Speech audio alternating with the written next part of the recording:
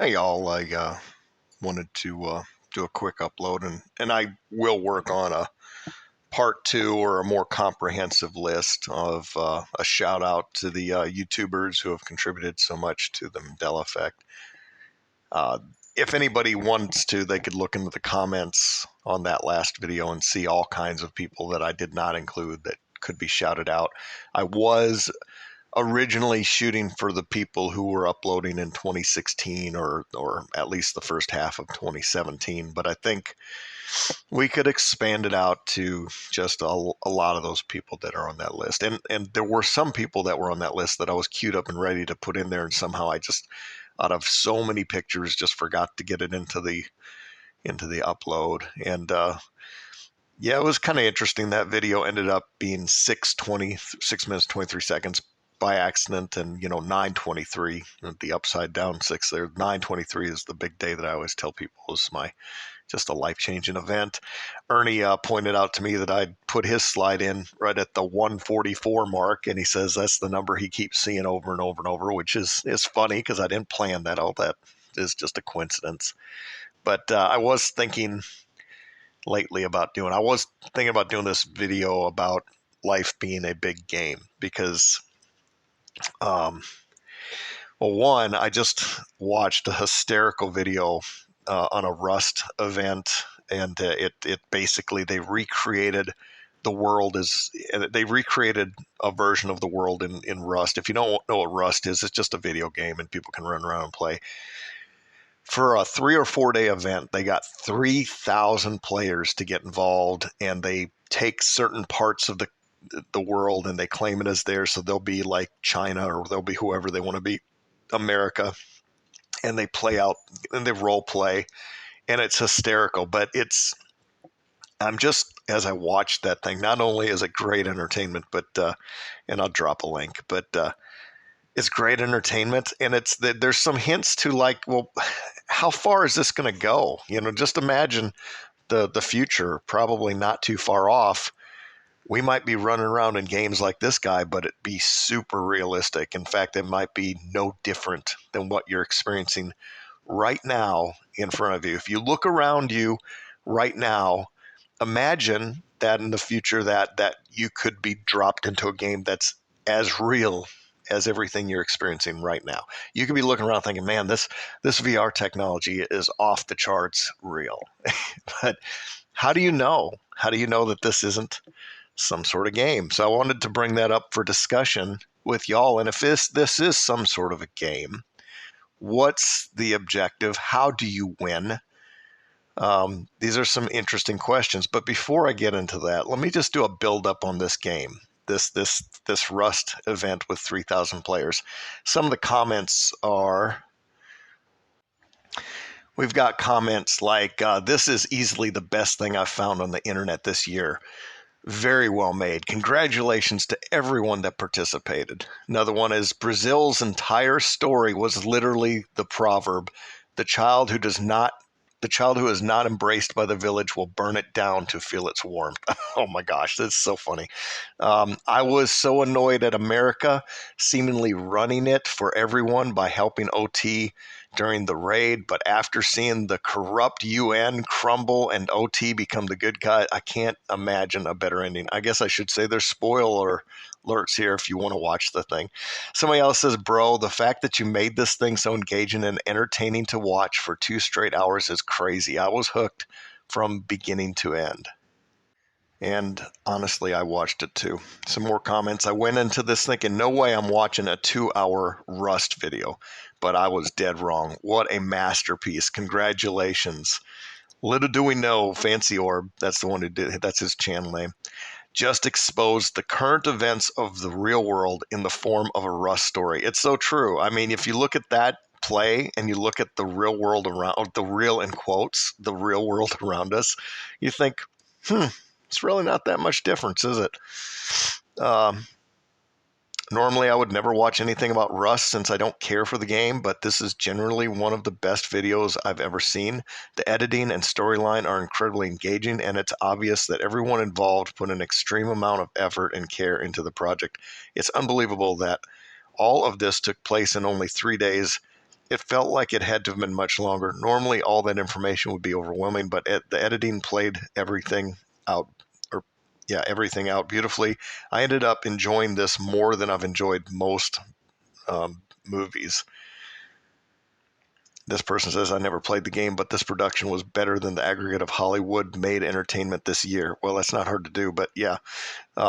You should be proud of the work you've done. An absolute masterpiece. This is generally the most amazing piece of storytelling I've ever seen come out of an online game. This puts MMOs to shame. This should definitely be up for video of the year. Amazing concept and perfectly realized with Rust. Almost an ad for the game, the way it can be played. All the intricacies that humans add to the game is displayed in such a cool way. So, did I read this one yet? This is the most entertaining video I've seen. Suspense, politics, betrayal. This was a cinematic masterpiece. You have done more video. You have to do more videos like this. Your storytelling was phenomenal. I don't know if it's just me, but I'd love the concept of mini civilizations, people becoming allies, making trade deals, waging war, building empires. It's just so fascinating to see the psychology of humans play out. Things that happen in the real world happen in these situations too, and it's far more entertaining because it's just much faster pace. So, that's the question that plagues me after watching this event is what makes us think that we are not in a similar situation right now and people are commenting on our game at another level. Maybe they're experiencing it at a different speed than what we do, or I don't know, but it's so funny to watch this thing and you can't help but see how it parallels our life. That being said, let me queue up for you just a few short segments, just real quick, so you can just hear what it kind of sounds like. In this one, we have the farmers that have been complaining about Russia. They've been raiding the poor, peaceful farmers who just want to provide food to, their fellow players.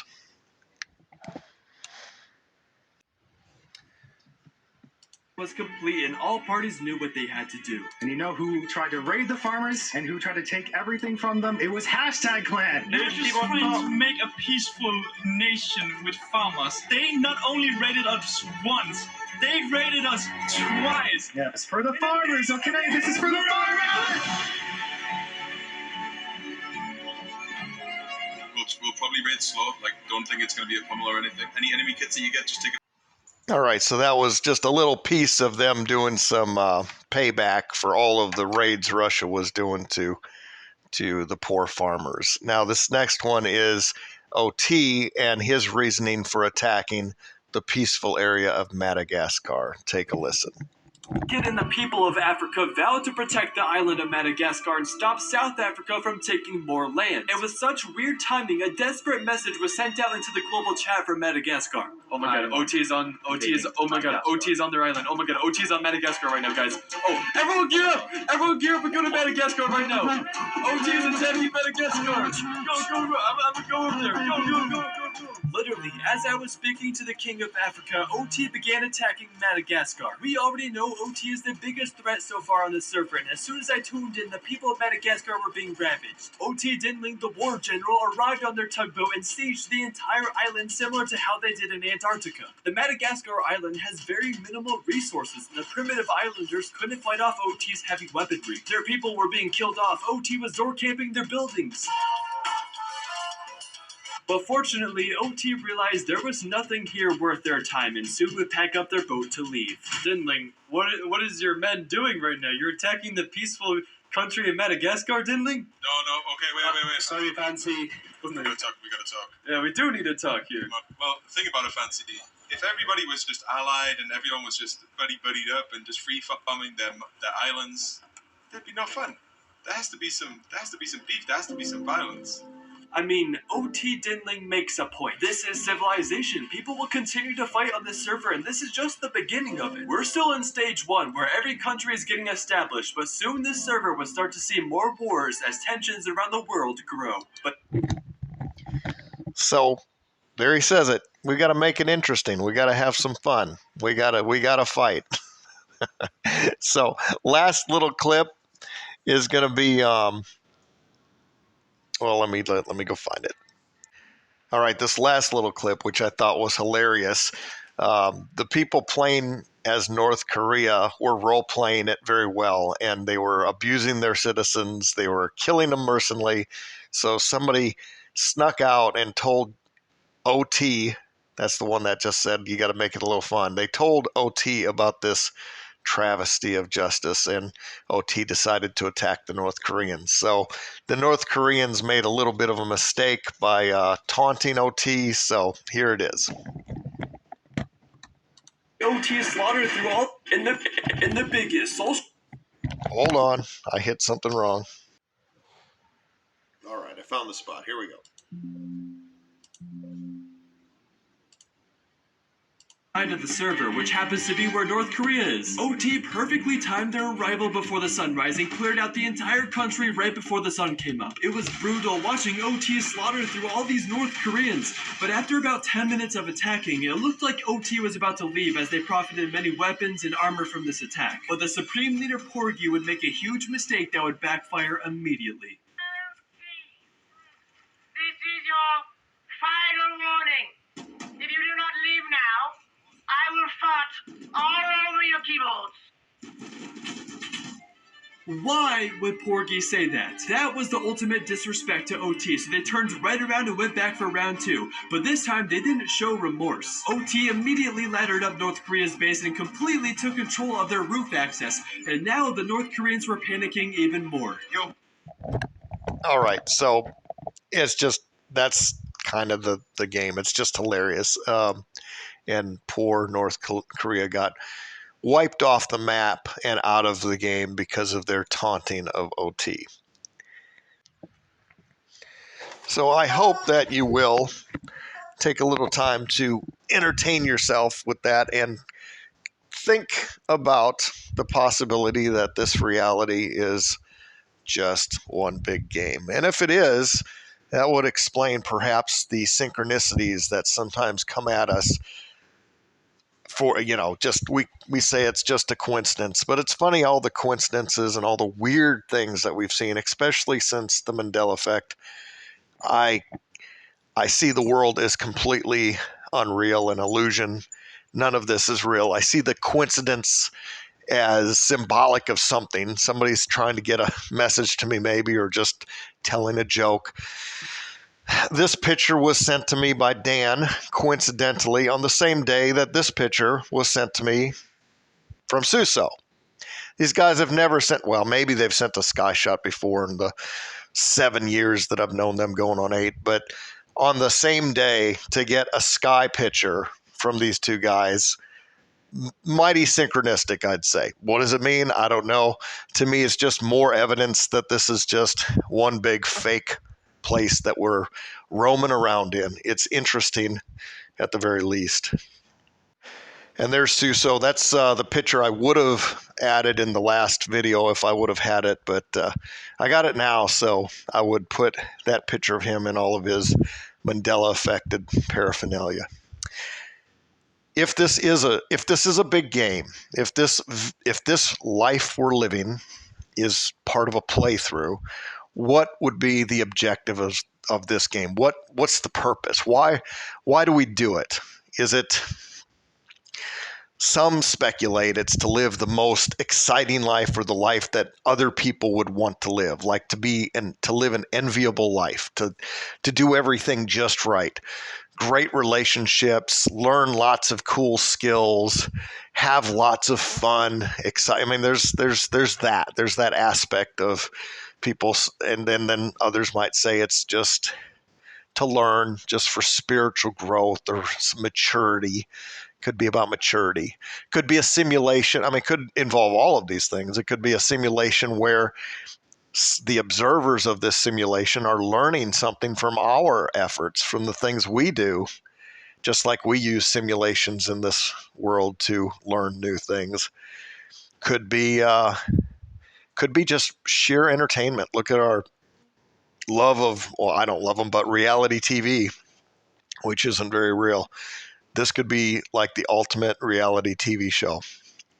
I've often said in one of my jobs that I had that if they could have like little invisible floating cameras just going around that place, they would catch so much stupid, funny moments all day long. That the people are so bizarre. That this can't be. None of this can be real. It's so stupid. I mean, it's take The Office. It's kind of like The Office, and mix that with Big Brother, and that was that place completely. Let's see what else I have in my picks. I just dropped random picks that might be worth talking about in here. Oh, yeah. Well, good old Jacob. A lot of people put Jacob, that I missed Jacob in the last one. I didn't miss him. I did have a slide. I was thinking about putting him in. But, this is a big but. He did have some contribution, especially back in 2016 when he was diving down the old simulation road, and he talked about some Mandela effects. One of my major Mandela effects is Kellogg's Corn Flakes, where corn was spelled Korn.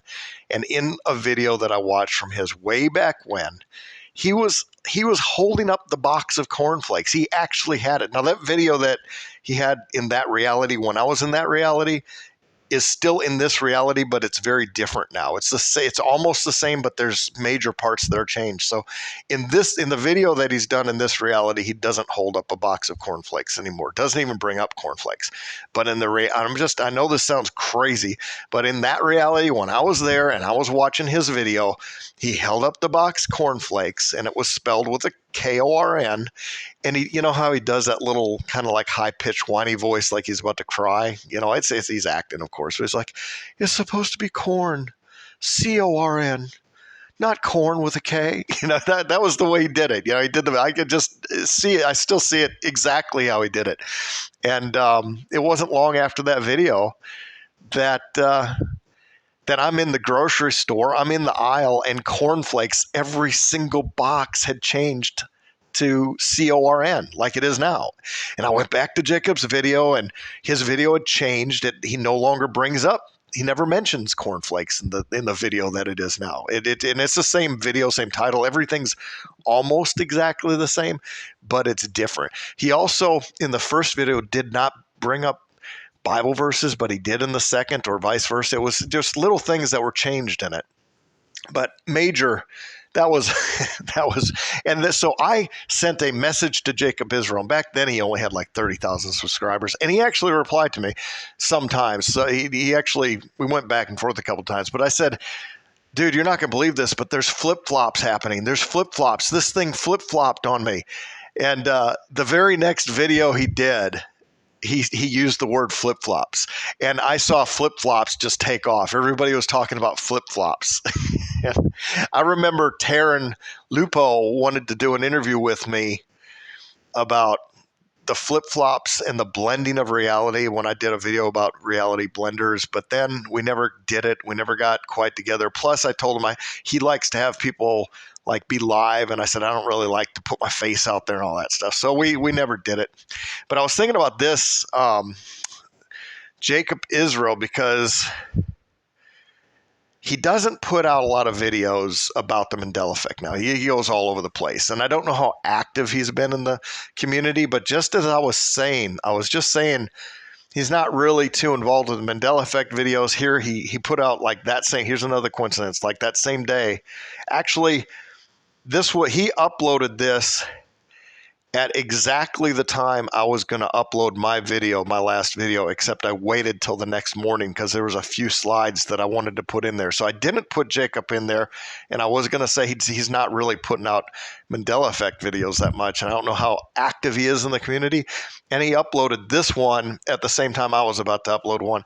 But the thing about it, here's the synchronicity, or to make my point, he did this video, and it's titled like all these Christmas Mandela effects you've never heard of. And I watched it, And I'm like, oh, please, Jacob, this was all 7 years ago. Every single one of these that he's talking about, we've talked about. So maybe they're new to him. Maybe this is a different, possibly this is a different Jacob Israel than the one that I had interacted with 7 years ago. I don't know, but there's nothing in this video that's new. But that's just kind of how it is. Yeah, this is his title, Brand New Mandela Effects, Never Before Seen Footage. Yeah, right. Oh, and this one never saw the light of day. This was going to be the thumb. So the last video I did was kind of a shout out to all these YouTubers that have been, part of my life and doing so much and uploading videos and all that stuff. So I did a shout out, but I came very close to doing a very different video, and it was a debate. And what was inspiring me doing the video was recently receiving some criticisms like, oh, this guy's a shill, or this guy's not a Christian, or this guy's an antichrist. That's funny too. I need to talk about the antichrist thing, but getting criticisms that I'm trying to do something nefarious made me just like the devil side, the one on the shoulder that's saying to do something kind of trolling. I wanted to put out a tell-all video. It was going to be Guy Fawkes Confessions, tells everything about the seedy underbelly of the Mandela effect. Names, you'll never forget this one. Why? I was going to hype it up. I was even going to do a premiere pre-video and hype it up and then name all the names and everything like this. And then I was going to go into this whole video about how I was part of a secret organization, and it was an order of the beetle. And there's the beetle. And the beetle ultimately would be Dan, who has the beetle representing his channel, the Scarab beetle called Scarab Performance. And I was going to name names of all the people who are in the organization, especially Wendy Mitchell, who was the double agent. She was the agent on the other side opposing the Mandela effect. But in reality, she was just like all of us, holding hands in a circle in the order of the Dan. And there's the beetle, the Dan. We were going to talk about Rachel and Noble and Fizzy and all these people who are agents, secret agents. Fizzy Pop was actually named Fizzy Pop because she's actually an expert sniper and will pop you from 100 yards away and you'll never see it coming. All these funny jokes. It was just going to be one thing after another. I just had it all laid out, and I wasn't even going to tell anybody I was joking. I was just going to make it like, I'm spilling the beans here. My life's probably going to end soon. Kind of like that guy who came out and outed Freemasonry. I was going to be the one who outs the Mandela effect conspiracy, and I might not have long to live. In fact, it's probably going to be a horrible death. I hope he sends Fizzy Pop and not Noble, or otherwise it'll really be bad. I was going to push this one, but I never did. Instead I did the let's give thanks and recognition to all the hard work that went into the Mandela effect and all the people back in 2016 and 2017 that were all part of this one big family. And even though, one thing I miss about then is even though you had your Christians and your non-Christians and your people who saw the world in different ways, just seeing the Mandela effect made you so unique, you still felt like it was a family. I mean, just because anybody who was like seeing this and saying, what the heck? I mean, you were like, my brother from another mother. You see this too. I mean, you didn't care. There were people in the porn industry that were coming out with videos and they were hugely affected. There was every walk of life. So I wanted to hug every single person that said that they were affected, because then you knew it wasn't just you, because you seriously start questioning your own sanity when I was talking about this stuff to people and in complete and utter shock that they did not see, or just like, how do you not see this? How do you not, you wanted to slap them. It's like, how can you not see something major is going on in this world? How is this not, why do I need to provide proof or evidence? Don't you? I mean, you should just know. I mean, this is like huge. These things are not small items. You should just know. Sure, there might be cases of false memory out there, but give me a break. This is This is way beyond simple mismemory or categorizing it as simple mismemory. And here, all these people just going, this army of psychologists appeared out of nowhere. I remember this. There was like 50 different psychological names, terms that I'd never heard before for explaining why we all misremember. It was all the articles and all the bull crap, and I was like, this is reality.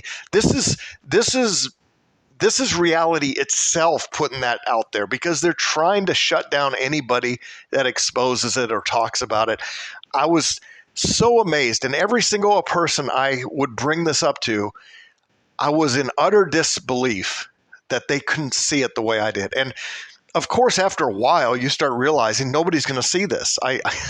And then you start thinking, well, maybe it's my mission to wake them up. But it's like pounding your head against a concrete wall. It's not making any difference. So you just start giving up. But at first, it just feels very awkward to see something so clearly and to think that people around you don't see it, and they literally laugh at you.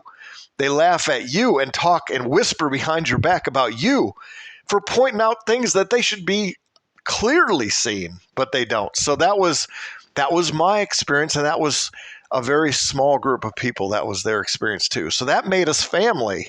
That really did. So instead of me doing a trolling video where I exposed the Order of the Damned and the seedy underbelly of the beetle, the scarab beetle, where I was going to say, all of the opposition is really working for the same side. We're all reporting to the beetle. I even made fake text messages back and forth where he was like the Emperor Constantine or whatever, where Lord Darth Vader was reporting to. It was kind of like that. And then I was going to say, if you just think about it, people, this is going to be fun. The scarab, and his first, like one of his first videos was about the Great Pyramids, and that went viral and got millions of views before it was all removed. But he got millions of reviews. I was like, what other secret organization is highly connected to the pyramid? Think about it, people. Think about it. And then performance. What does that mean? What else does it mean? It's all one big show. We're all actors. This is one big performance. That's what I was gonna say, and that I was just gonna go on and on with all these analogies, proving beyond a shadow of a doubt that this was one big secret organization, and my life was about to come to an end for exposing it. It's a big government psyop and all that stuff. Oh, yeah. And then I was going to talk about Dan's voice, of course, because that was one of the things that inspired it. Is Wendy, back in the good old days when she was attacking all Mandela effect people and anybody, she went on the attack. There's a verse in the Bible, I have to look it up, but there's a verse that basically says, like, these wicked, evil men will seduce wayward women, sneak into their houses and lead them astray. And Wendy kind of she called upon that verse to accuse Dan of using his voice to seduce wayward women, which I thought was, I wish I still had that clip of where she said that. I would play that like in so many videos just to mock me. It was so funny. So she made this comment about his voice being there to seduce women, and he gets a chuckle out of that one. And then I was going to say, do you really think that's his real voice? Listen to it, people. There's no way that could be a human voice. It's obviously run through some sort of quantum computer enhancing it and seducing women. Yes, that's what he does. Of course, that's what he does. And then I was going to say his real voice, if you ever heard him in person, it sounds like a high-pitched shrill. It gets under your skin really bad. It's like some kind of banshee shrill. It's horrible. But we never made this video, but it would have been great fun if I had. But it did. Oh, and that is another coincidence item. I forgot. I was mentioning the Antichrist thing, and this was like I was going to do a reaction video. Well, I wasn't doing a reaction video, but I was reacting emotionally to feeling a little defensive because people were picking on some stuff that I said. And the accusation of being an antichrist. So I was like, it's funny because when I made the same time I was uploading my video or having a reaction video, Quantum of Consciousness, Matt, he actually put out, like, the timing on this was exactly for what I was going through. The synchronicity was incredible. And he did a video reacting to accusations of him being called the Antichrist or a Antichrist, because he specifies there is no the Antichrist. It says a Antichrist. Particularly the verse that I was being called out on in 1 John or 2 John chapter 4 was the deceiving spirit, those calling themselves prophets, but they're really a spirit of the Antichrist. So Quantum of Consciousness is doing a whole defense video against this verse because apparently somebody accused him of being the Antichrist. Just synchronistic. At the exact same time, I was feeling on the defense for being called an Antichrist.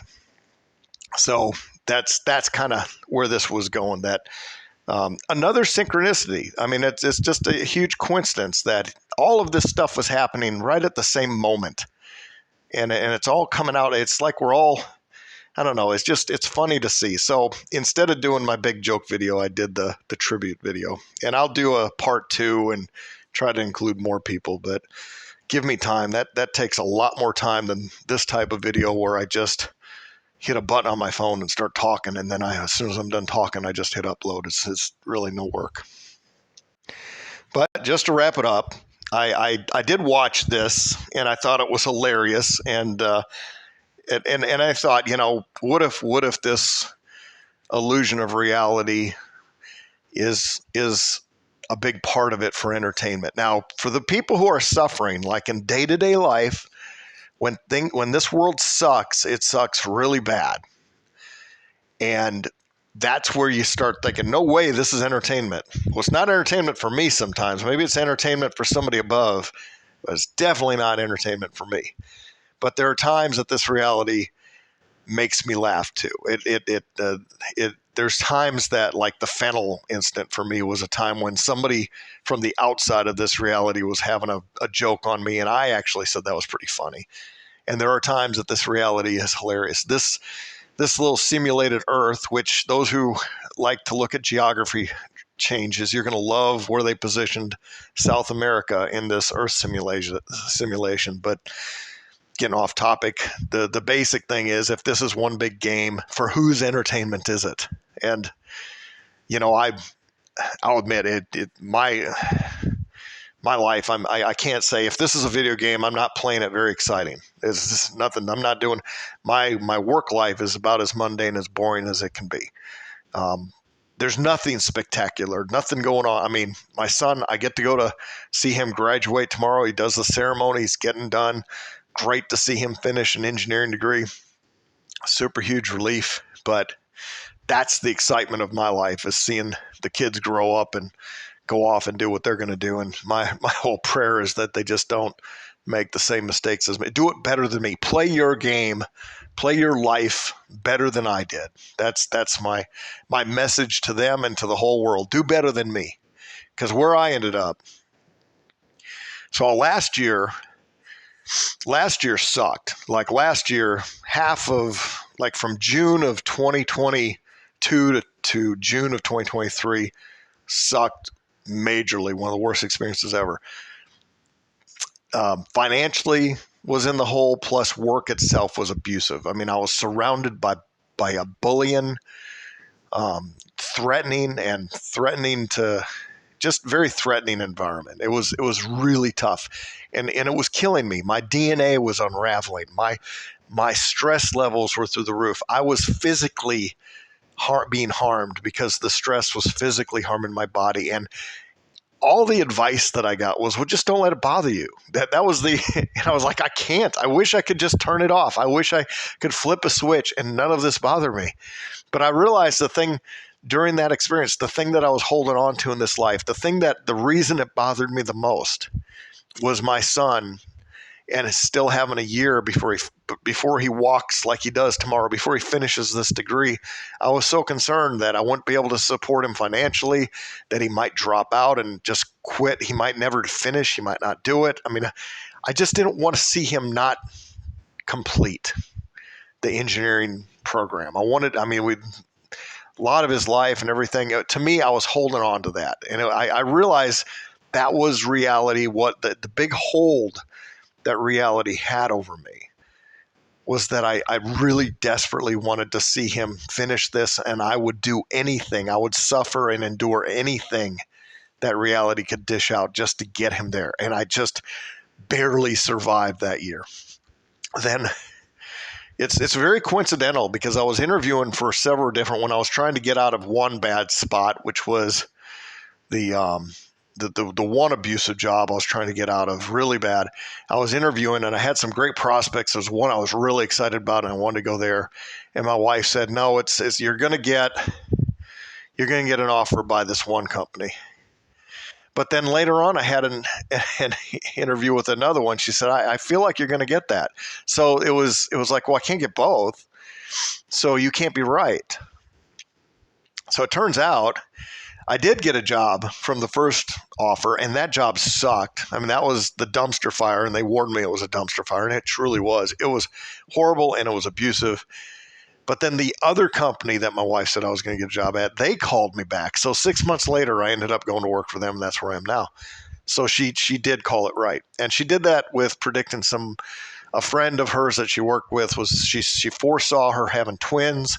She could see how they looked at a certain age, the blonde hair girls, that sort of thing.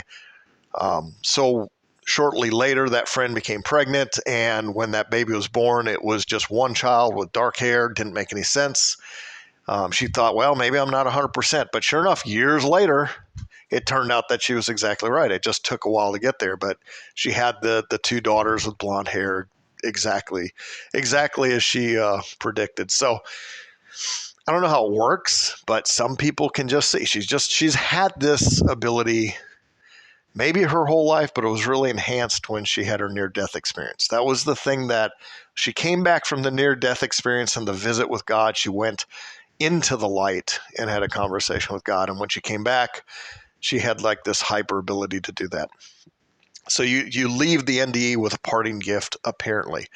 But I don't know that that's the purpose of this reality. But when you watch it and you look at it from just a more objective outside view, it does seem like there's too many coincidences and there's too many things that defy what we know to be possible, and these things still happen. If you just open your eyes to it and be somewhat open-minded to think that the impossible is possible, you start seeing it and you start thinking, well, maybe this is just one big game.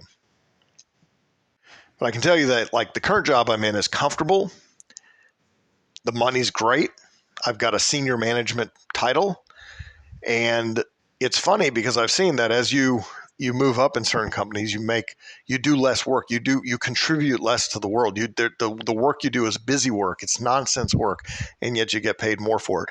And I'm surrounded by people who are all making 2, 3, 4 times as much money as what they really should be making in this life. They're making way more, and they're contributing.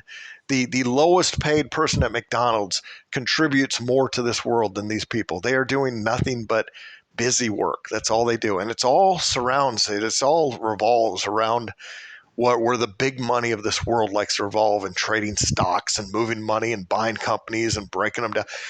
All that stuff that was in the movie Wall Street, the first one.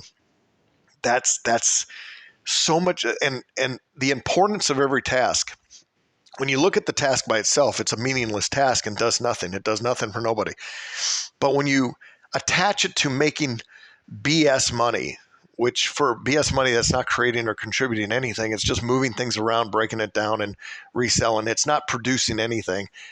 When you look at all of these activities, they're completely meaningless. There's no point to it. But people place meaning on it just because it's worth a lot of money. It's almost like the purpose for life is money. That's what these jobs feel like. That's what the sentiment around me is. And people are extremely fake. They're always trying to establish themselves amongst their peers. They're always fighting to show everybody that they're a somebody and that they're in charge and that they're doing something great. But when you really break it down, and if they're honest with themselves, and if they stand back, after their life is over and look at it all, they're going to have to admit, yeah, this was all stupid. There's nothing here that we're doing. Definitely no value in this, but that's what it is. I don't think the purpose of this game is to climb the ladder in corporate America. Corporate America seems like a total waste. I'm doing it right now. I'm doing the job right now because I can't. I just the money is there. That's the thing, and I'm still needing a certain amount of money to keep things functioning. But maybe that'll change. We'll see. For the most part, though, I don't recommend people live their life or play the game of life the way I've played it. Do better than me, but I would be interested in hearing thoughts. If this were a game, if this life were a game, what do you think the objective would be? What's the point? What would we be here to? What would a good playthrough look like? Because that's just an interesting question.